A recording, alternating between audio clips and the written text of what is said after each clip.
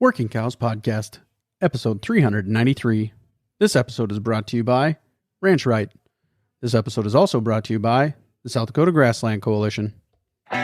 Welcome to the podcast that gives producers a platform to discuss and share paradigm-challenging practices. Practices that have increased the effectiveness of their operation and the joy that their families have received from this lifestyle.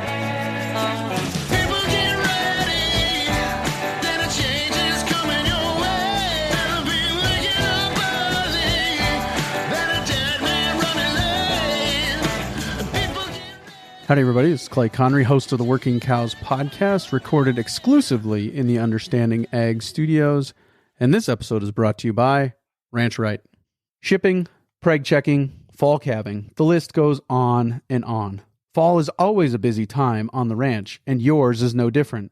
It's easy to let the business side of your business fall to the bottom of the list this time of year. Visit ranchrightllc.com today and let them take your business from surviving to thriving. After all, you've got a ton to do. So wouldn't it be nice to have a team to help?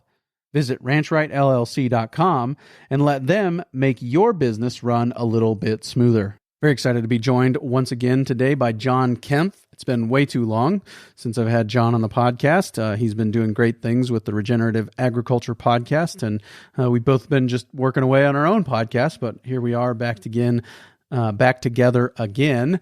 And of course, as I said, he is the host of the Regenerative Agriculture Podcast, also one of the key players there at Advancing Eco Ag.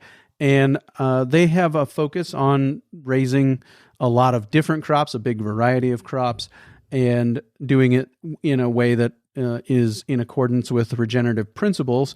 And so I wanted to talk to him today on the eve of Election Day in the United States about this idea of making America healthy again, and how he sees the opportunities in existence to regenerate and relocalize America's food system. So, John, thanks for joining me again on the Working Cows Podcast. Welcome back.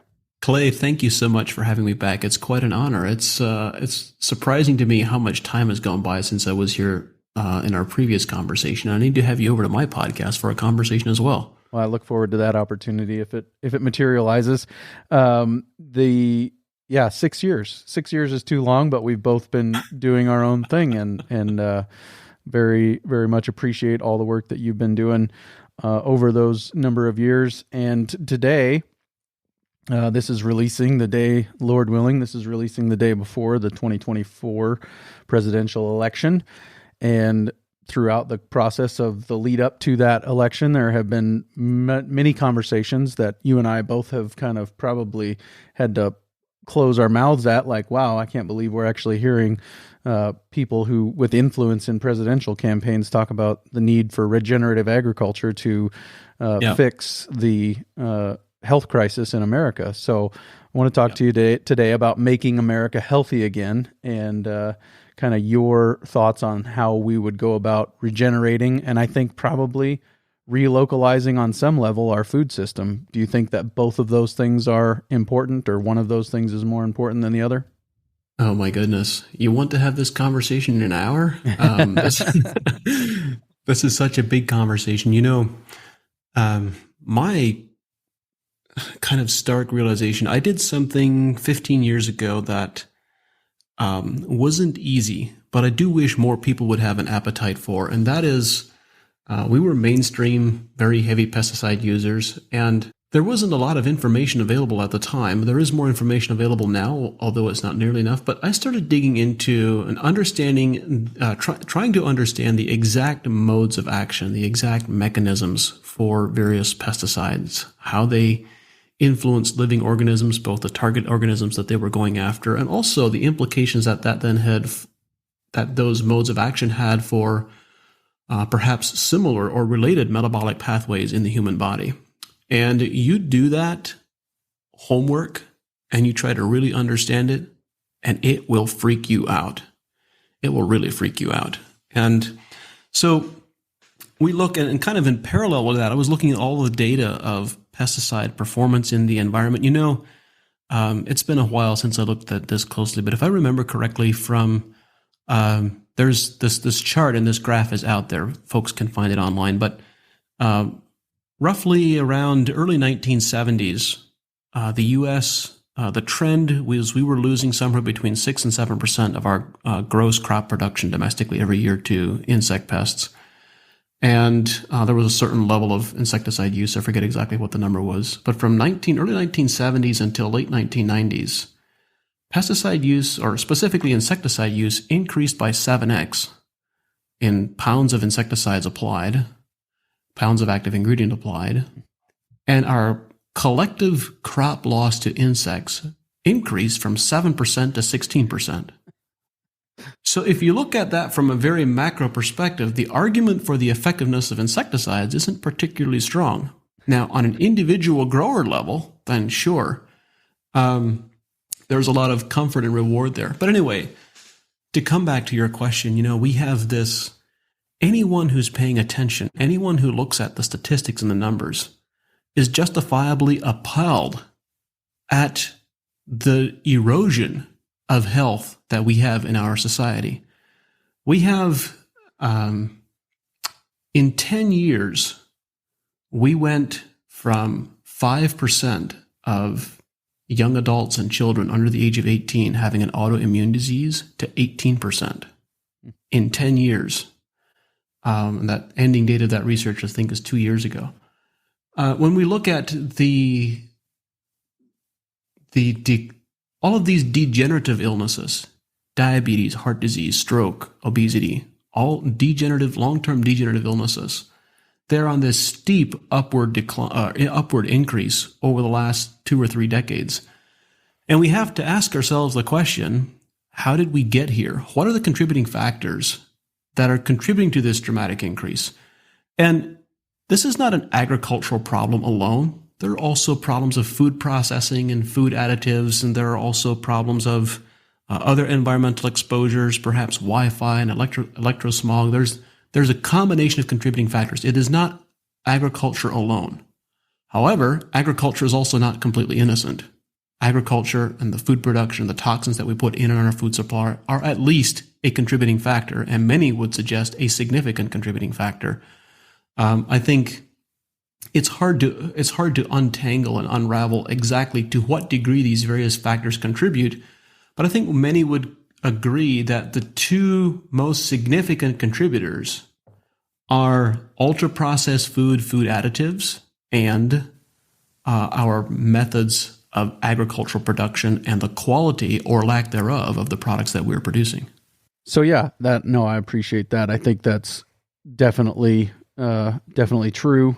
Definitely something that we, just think about that. We 7x'd the spend, or the amount of money or amount of pounds applied, 7x the amount of pounds applied for doubling the or pest doubling loss. insect loss. More than and by doubling. the way, these were not snapshots of a single year in time. This was a graph. This was graphed data over a multi-year trajectory, and there was this. The data was very clear. The more insecticides that we collectively applied, the greater the crop loss to insect pressure. It's not a great case if you're selling insecticides. Yep. Well, and I think, just think about it.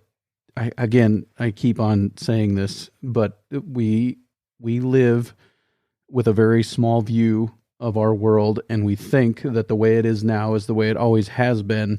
But just think about it. Did Doritos exist before World War II?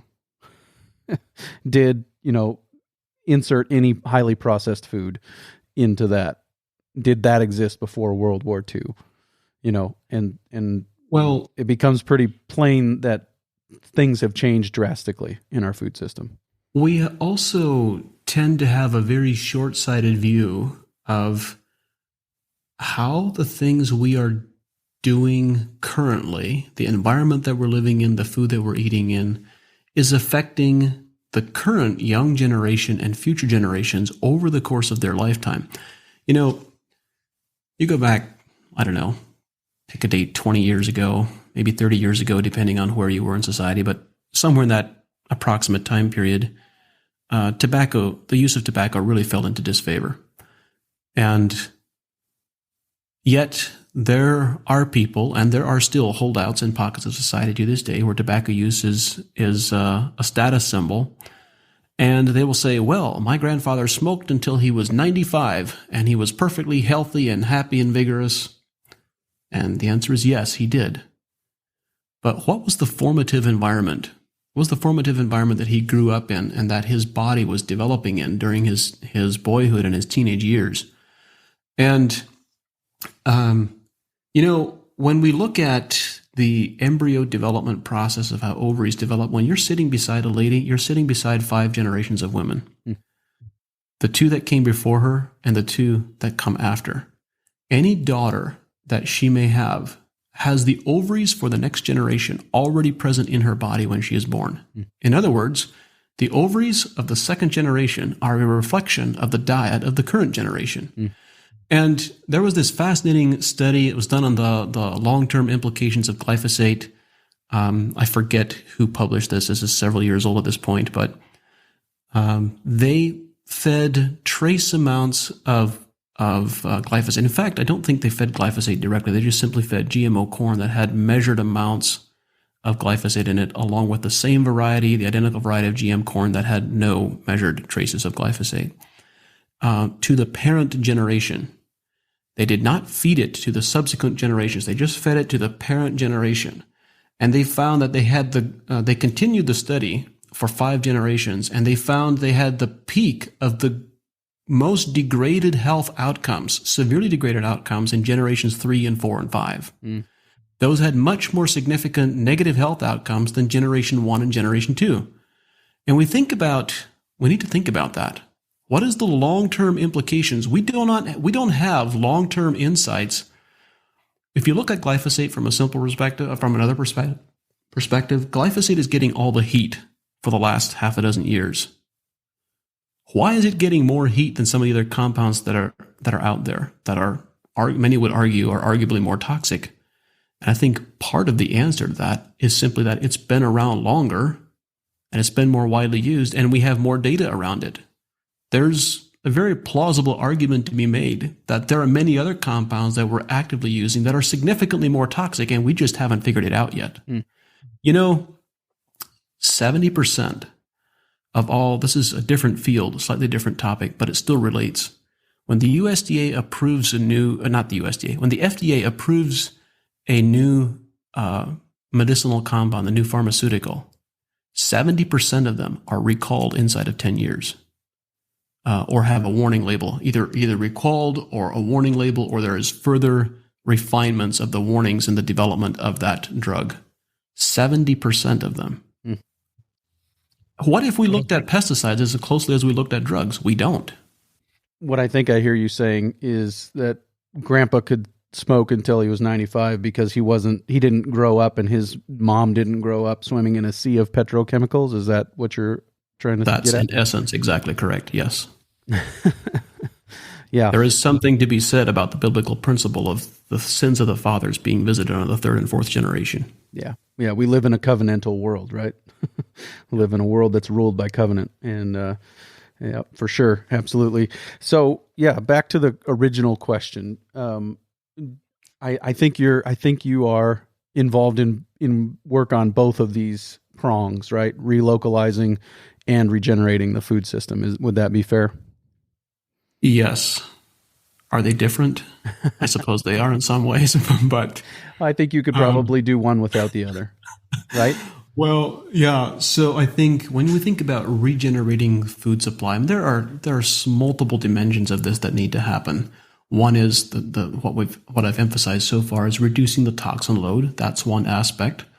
Actually producing food that has exceptional nutritional quality and nutritional integrity, as I like to describe it, is another aspect. And those kind of behave in parallel, but they're not. It's not a perfect parallel between the two. And then, of course, relocalizing and regionalizing food production as well. Do you know that the United States imports something like 45%, or it might even be greater than that, of our fresh fruits and vegetables every year are imported? How much sense does that really make from a food sovereignty and a national food security perspective? And then there is also, but to accomplish all of those things, when you think about regeneration, at its most fundamental level, regeneration is fundamentally about regenerating relationships. Regenerating relationships between livestock and the landscape, between plants and the soil microbiome, between people and the landscape. And ultimately, we also need to include regenerating relationships between the human organizations and the people that are around the farm and their relationship with the farmer. A degraded relationship, an unhealthy relationship, is a relationship that is extractive. It is selfish. It is seeking to win at the expense of someone else. And that's exactly the relationship that surrounds farmers in many cases, both from their input providers as well as from the people who are buying their products from them, the offtake as well. On both sides, we have people who are unwilling to participate in the risk, and they are unwilling to be unselfish in many cases. They protect themselves, and is the farmer that assumes all the risk. This is the definition of an unhealthy and degraded relationship. Regenerated relationships are relationships that are truly collaborative and synergistic. And, we talk about in biological systems in the soil microbiome and plants, we talk about symbiotic relationships that are mutually beneficial, that are not selfish. Those are the types of relationships that we as farmers need to engage in with the rest of the supply chain, with consumers, with the people who are buying from us, the people who we are buying from. And in my opinion, we will be unsuccessful in the long term in achieving regenerative agriculture from the perspective of reducing pesticide use and producing higher quality food unless we are successful in first addressing the relationship between the supply chain and producers. It is, as long as that particular relationship remains extractive, then necessarily, by default, the farmer's relationship, he is forced into a situation where he has to be extractive to the land and to the farm that he's responsible for stewarding.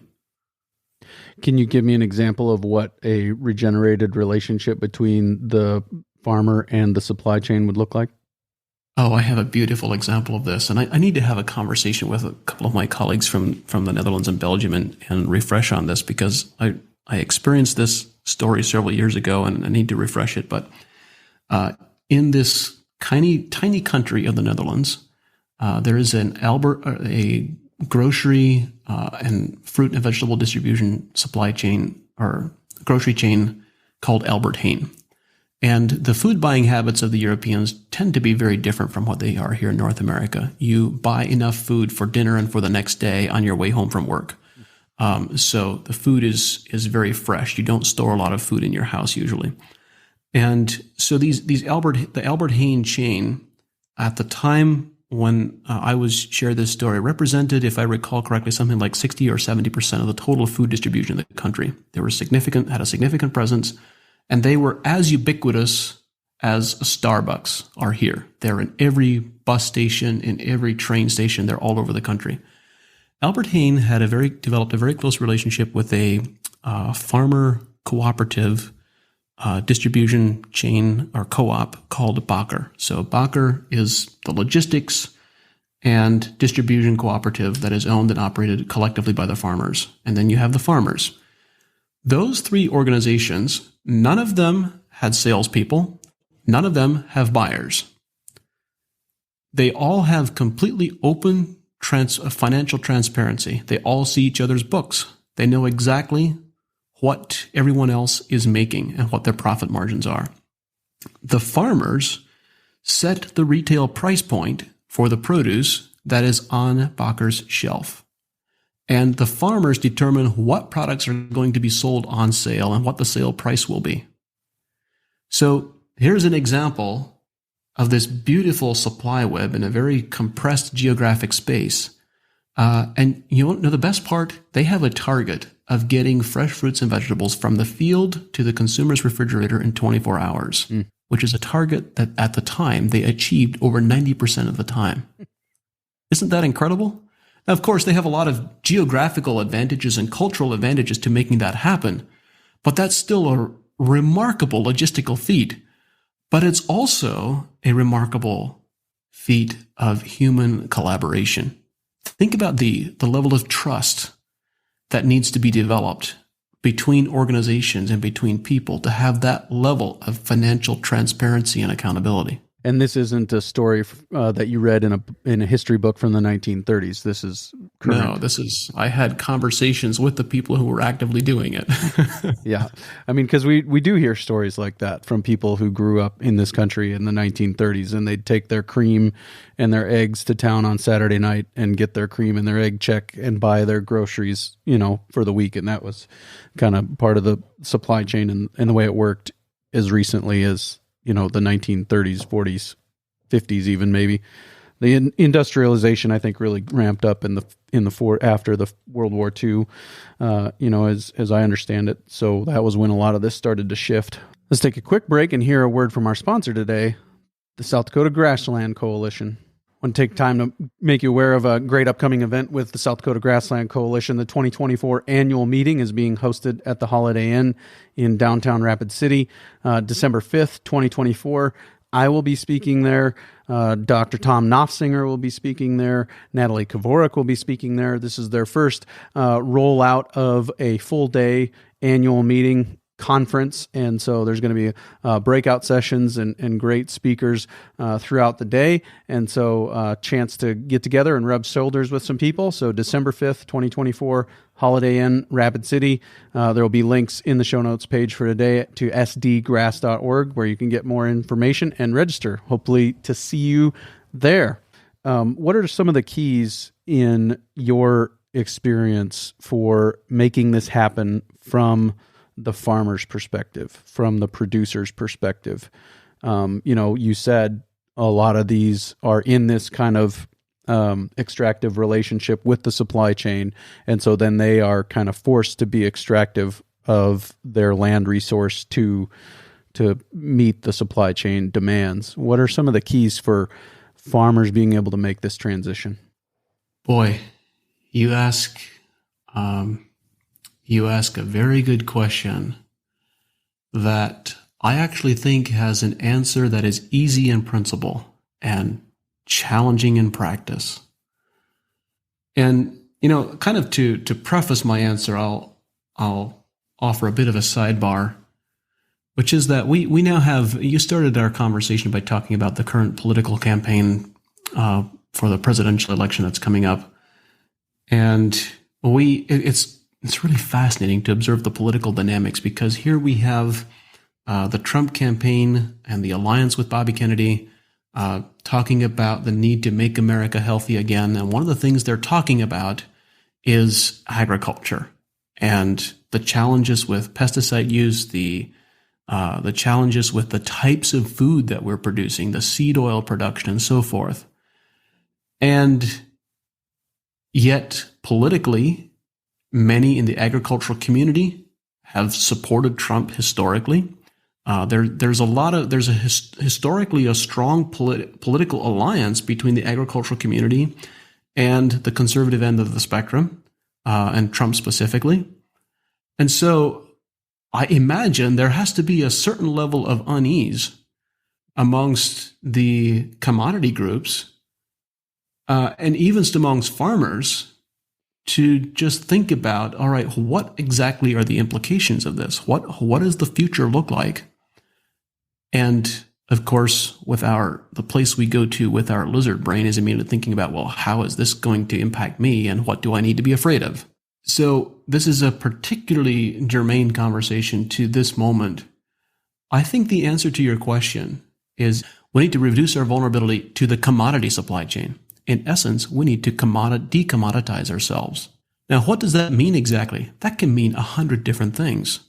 That can mean forming a close relationship with the people who are buying your product. Perhaps that is consumers directly, but for many farmers it's probably not. But perhaps it is not just selling your product or your grain production to the elevator, but taking it all the way through and selling it to the people who are actually incorporating it into a recipe somewhere, CPG companies and so forth. I find it interesting. I've never attended Expo West, but I have dozens of friends who attend every year.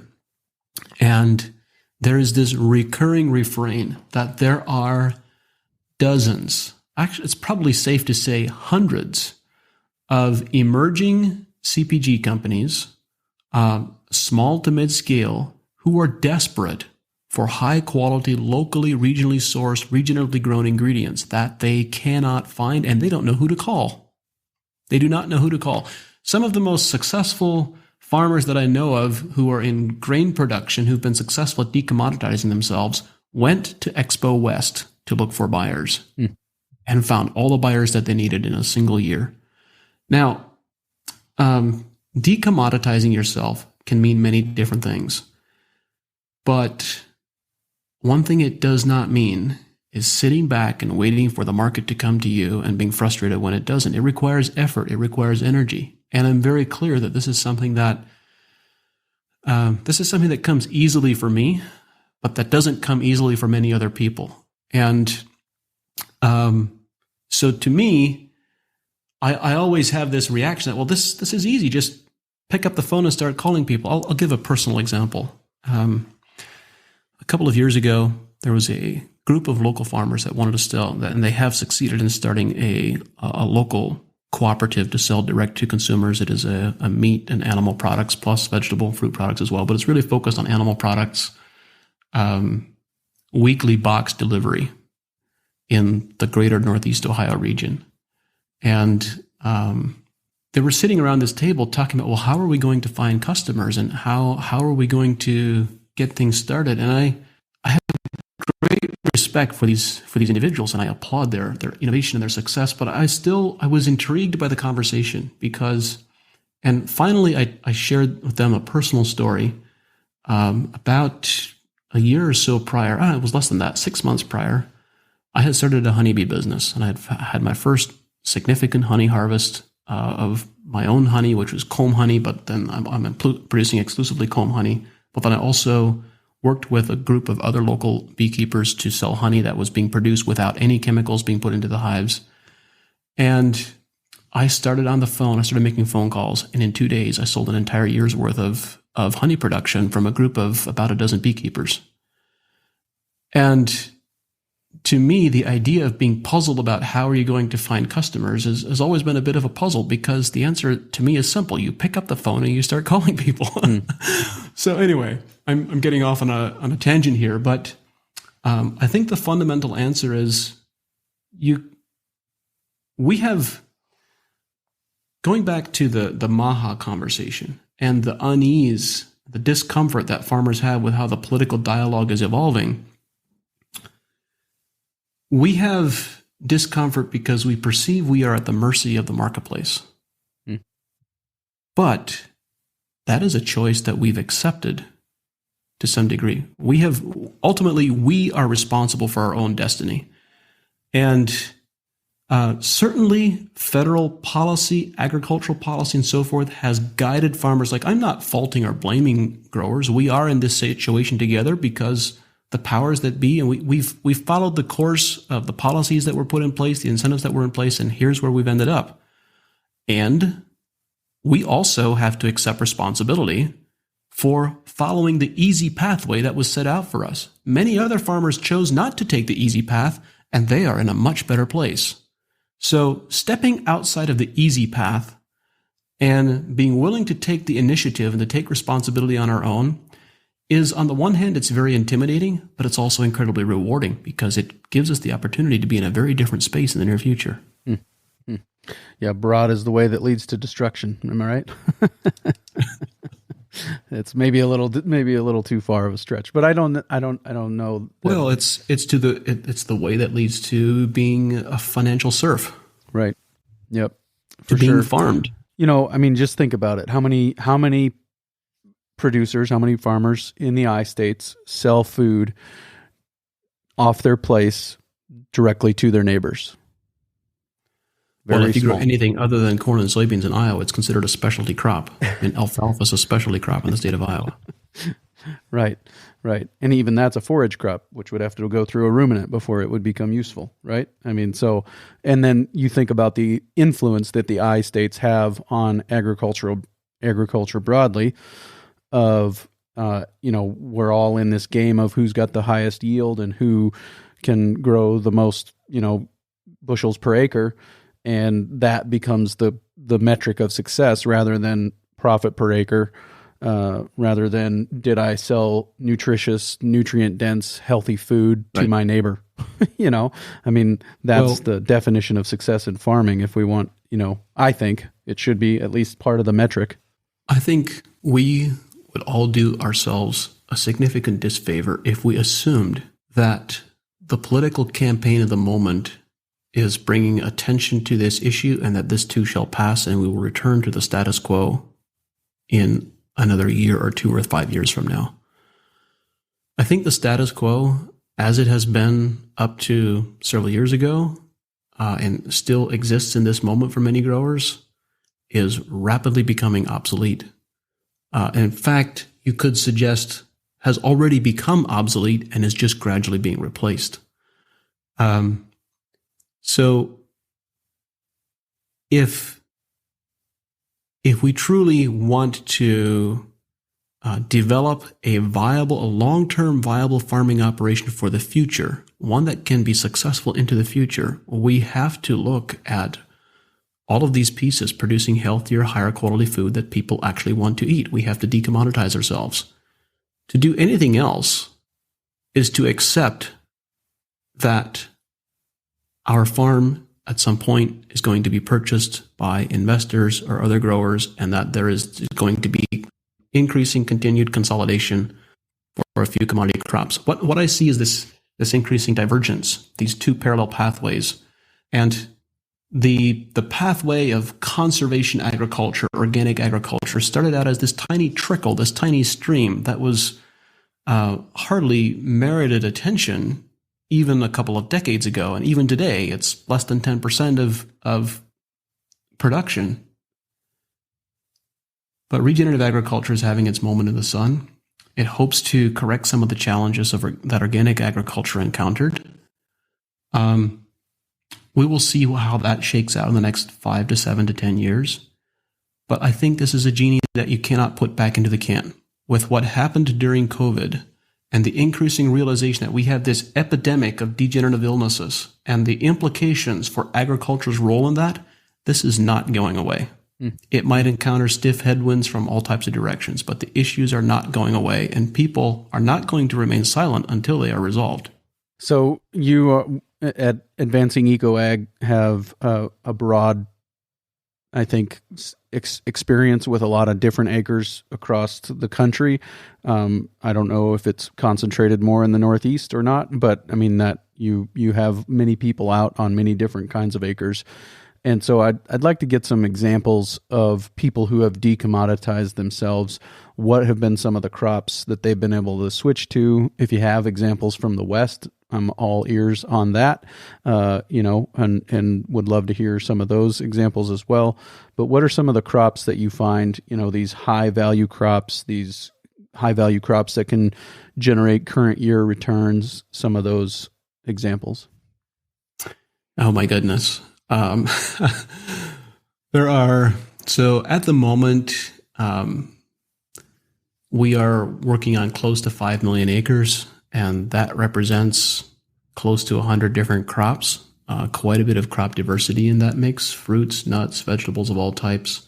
But, and there are many examples that I could give of growers of these various crops who are doing very well. And I have a number of examples on my podcast and the folks that I interview and the growers I have conversations with. But before I go there, I want to respond to a point that you made. I'm actually not suggesting that people need to change the crops that they're growing when they quote unquote decommoditize themselves.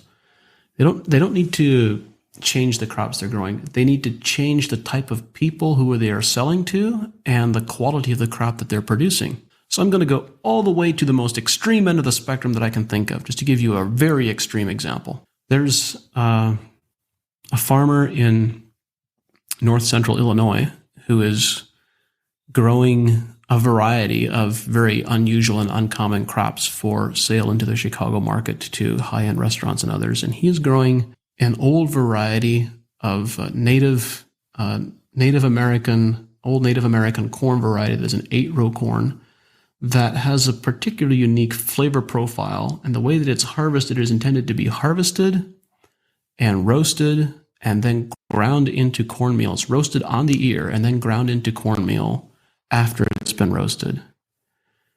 The last I knew, it's been half a dozen years since we had this conversation, but the last I knew, he was selling that roasted cornmeal for $8 a pound. He's still growing corn. Let me tap on my microphone. You didn't say $8 a bushel. No, I said $8 a pound.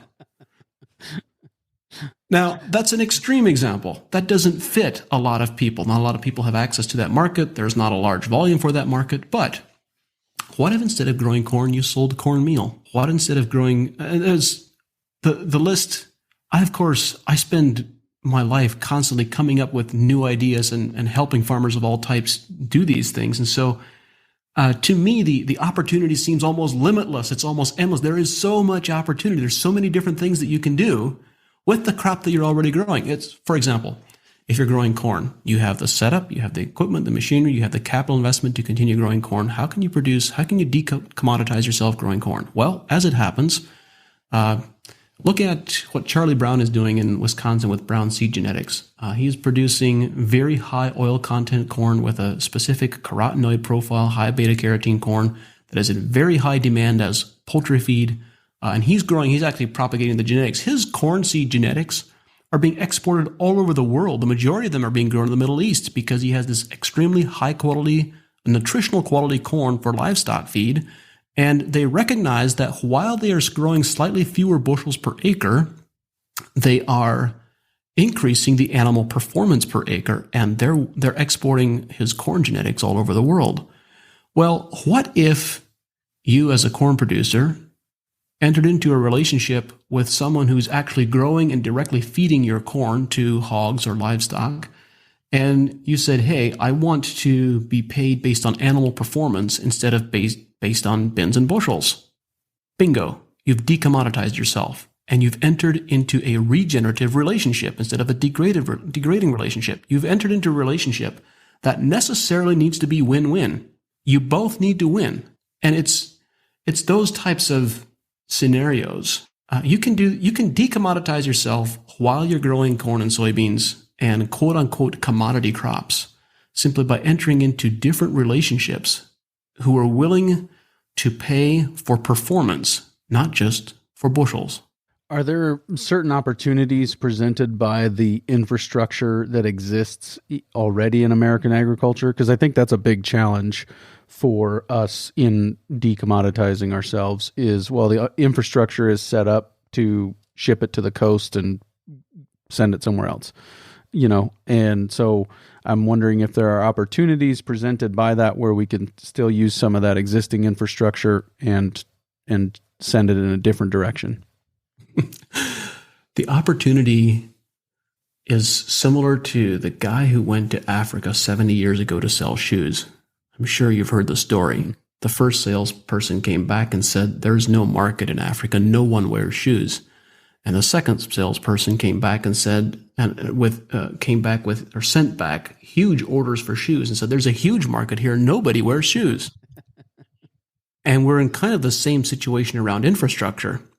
You could say, well, it's very challenging to decommoditize ourselves because the infrastructure doesn't exist.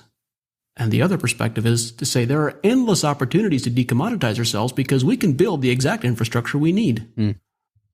Yeah. But yeah, your point is very appropriate that there is a tremendous lack of infrastructure for processing and value adding, whatever that might mean, whether that means processing grains, processing livestock. There's not nearly a lot of that infrastructure has been lost to consolidation over the last half a dozen decades. And now, if we want to have regionalized and decentralized agriculture, then a lot of that will have to be brought back and to be approved of on with current technology. Yeah, and I don't know I don't know if it was Brian Alexander's influence or not, but Temple Grandin took to saying big is fragile, right? And we've seen that obviously with the COVID issues that were created in the supply chain. But then also right now in Denver, Colorado, I believe they are working on an ordinance that would limit or completely do away with all of the meat processing infrastructure within the city limits. Well, what happened was they built the meat processing infrastructure 50 years ago or whatever it was, and then the town grew up around it, and now the meat processing infrastructure is in the middle of the town, and a big chunk of America's lamb processing infrastructure is threatened by this one ordinance. So they're, again, big is fragile. If we have these big processing facilities, they can be shut down with the stroke of a pen. And what are you going to do now? Yeah, that is. I think big is fragile. There's a lot of downsides and vulnerabilities to consolidation, not just in addition to being big, but also to regional centralization. Like, is it really a good idea that 90% of our apple production is located in a couple 100-mile region of Washington? Is that really healthy for us? If you go back to before the big freeze, when was the big freeze? 1969 or 76 maybe, I forget the exact date, but Iowa used to be 6th in the nation for apple production. 6th. And if you look at the numbers for potato production and flax production, like, we used to have significant decentralization. And historically, again, we go through these macro cycles of what happens in the landscape. But California won out because of their, and apples in Washington are a similar example. The West Coast fruit and vegetable production has historically had a number of significant strategic advantages. Access to a skilled, affordable labor pool was one of them. An ideal climate, an arid growing environment that reduced disease susceptibility was an advantage. And access to water was an advantage. If you stop to think about it, they have systemically lost every single one of those significant advantages over the last several years and are continuing to lose them. They have major soil quality issues from salinization showing up. There is no longer the abundant water, or I should say water availability is going to be a continuing challenge for the foreseeable future. The labor pool is, I believe, over the course of the next decade, farm labor in managing high-value crops, fruit, nut, and vegetable crops, is going to be replaced with robotics to a rapidly growing degree. And so all of a sudden, the labor equation gets removed from the window from the scenario as a win that they've had. So, and what is also happening in California is that they're increasing putting these high-value berry crops like blueberries and raspberries and so forth. They're being put in high tunnels. Well, the moment you put a crop under a high tunnel, you can put it under a high tunnel in Iowa equally as cost effectively, in fact, probably more so than you can in California. And we have more water. So you look at the historical strategic advantages that California has had are rapidly being lost. And guess who's looking at it? The large-scale investors are looking at it. The major companies that produce these products. I mean, there is vegetable production moving out of California into New York, into Kentucky, into Tennessee. It's moving east. They didn't get large by being stupid. And there is an opportunity here for innovative and leading farmers to be on the leading edge of this necessary, from a climate perspective, necessary decentralization. But to your point, infrastructure is required, investment is required. What are you focusing on for the next, you can pick your timeline if you want, but what are you focusing on to help move this ball of making America healthy again down the field at advancing eco-ag specifically? What are some of the things you're focusing on over the next year, 5 years? Oh my goodness. The challenge with asking that question about focus is that you're assuming there is a focus. And there necessarily is.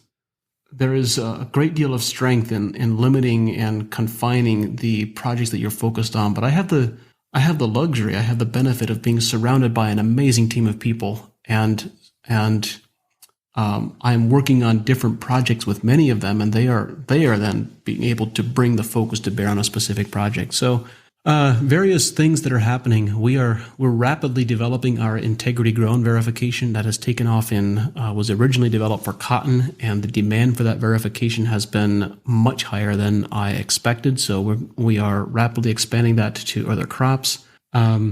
Our research work in agronomy and in our product development has been such a joy to work with over the course of the last couple of years. We are making so rapid advances.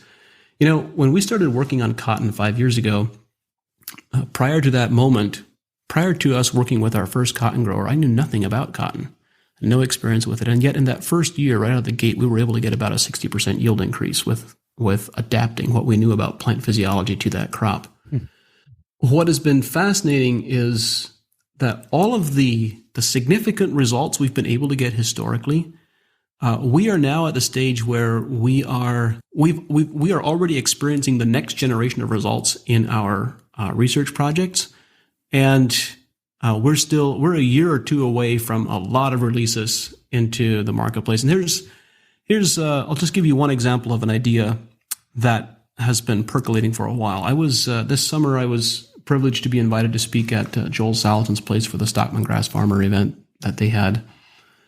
And while we're there, we're having a conversation about endophyte toxicity on fescue. And I started thinking, okay, I know nothing about this particular endophyte or these couple of endophytes.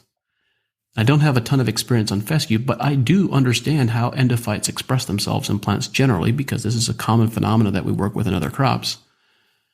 And if what we have learned in other crops can be transferred to fescue, then it should be conceivably possible to there's a couple of possibilities. Either A, we greatly reduce or possibly even shut down the synthesis of these mycotoxins, or B, their synthesis is continued, but we reduce their toxicity, or C, we change the animal's metabolism so that the animals are no longer affected with it.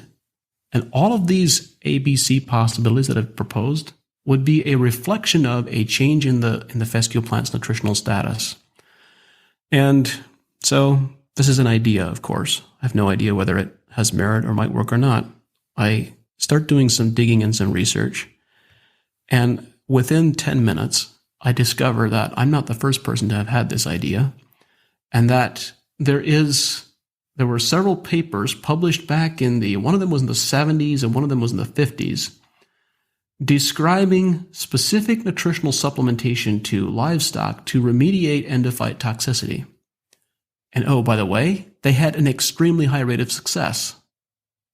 But the work was never commercialized because there were no incentives. Like the nutrients that they were talking about are effective when they're put onto the field at an application rate of a few ounces per acre. So in one sense, it's premature for me to even talk about this, but because we haven't done it yet. But this is an idea that we're going to work on. Can we develop a foliar application that has these trace nutrients in small concentrations that are affordable to be applied onto fescue and other forages that can mitigate endophyte toxicity and restore the yield potential of fescue in a meat per acre perspective? So that's one idea, Clay, and there's like 50 of those ongoing all at the same time. So I have a lot to be excited about. When you think broadly about this idea of making America healthy again, what are some of the things that you think this needs to be said before we wrap up this conversation? Things that we haven't touched on yet. When we think about stewardship, and when we think about the implications of pesticide toxicity and potential damage to the third or fourth generation, we should ask ourselves the question, are we being our brother's keeper? There's this saying that ignorance is bliss, and many of us historically have been ignorant. There was a point in my life where I was ignorant of these challenges.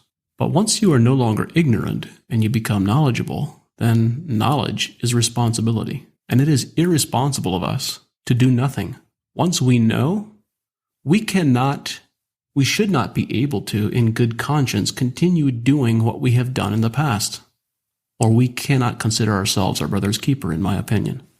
Yeah, for sure. I've thought about that a lot from the perspective of, marketplaces meeting demand with a product that the market is demanding and doing it in a way that is beneficial for the person receiving the product. And I connect it to the idea of loving your neighbor. Is this loving my neighbor to provide this whatever product into the marketplace, and are they going to be better for it as a result? Kind of back to that win-win that you were talking about earlier. So yeah, very good. Well, I really appreciate your time today. Thank you for engaging in this conversation, albeit at a high level. I appreciate it. And thank you for the examples you shared today. So, John, thanks for your time today. Thanks for having me on. I look forward to more conversations. Very good stuff there with John. As always, really appreciate him taking the time to join me once again and share some of his expertise and some of the things that he's been learning as they've been consulting on these acres throughout the years, and the opportunities he sees to regenerate and relocalize America's food system. Coming up next week on the Working Cows podcast, we'll be talking again with the team over at Understanding Ag. We look forward to that, and we'll see you again real soon on another episode of the Working Cows podcast. We invite you to visit workingcows.net to subscribe to the show via iTunes or Stitcher. You'll also find detailed show notes pages, resources from our guests, and the industry leaders who have influenced them. For more ideas on putting your cows to work for you in a more profitable way, tune in next week.